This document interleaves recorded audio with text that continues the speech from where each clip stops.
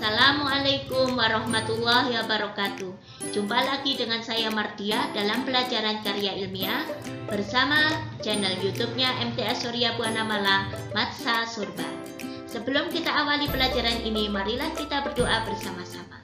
A'udzubillahi minasyaitonirrajim. Bismillahirrahmanirrahim. Raditu billahi rabba wa bil islami dina wa bi Muhammadin nabiyya wa rasula. Rabbi zidni ilma warzuqni fahma waj'alni min ibadika sholihin. Amin. Sebelum kita pelajari secara rinci di setiap bagian, marilah kita awali dengan melihat kembali tujuan dari pembelajaran kita apa. Adapun tujuan pembelajaran kita adalah 1. Tetap menerapkan triple R, riset, religi, dan reason. Religi kita gunakan surat Al-Alaq ayat 1 yaitu Iqra, bacalah. Bacalah ayat Allah yang tercipta dan yang tertulis.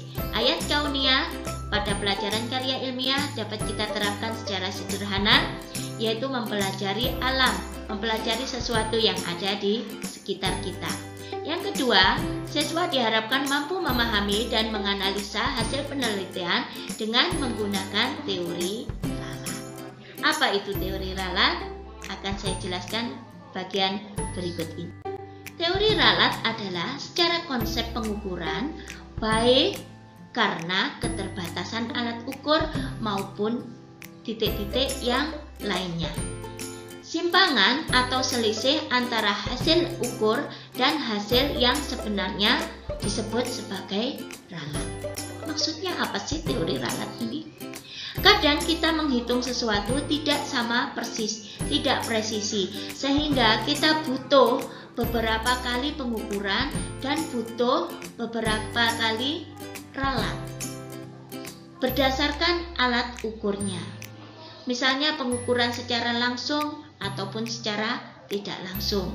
Di sana pasti ketika kita mengukur tidaklah presisi persis seperti aslinya, sehingga diperlukan teori ralat.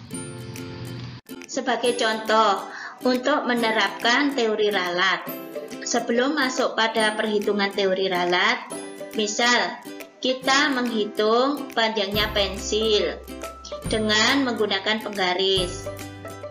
Penglihatan pertama 9,1, penglihatan kedua 9,2, penglihatan ketiga 9,1 lagi. Kemudian dilihat oleh kakak kita atau adik kita.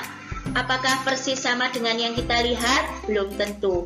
Nah, kalian bisa mencoba mencari 3 benda yang ada di sekitar kalian, lalu kalian hitung panjangnya dengan menggunakan penggaris dan catat hasilnya, lalu kumpulkan pada Google Classroom. Apakah panjangnya semua sama? Cobalah kalian lihat tidak hanya sekali, tapi minimal 5 atau 10 kali. Lalu minta bantuan orang tua kalian untuk melihat 1 kali saja apakah sama penglihatannya dengan kita.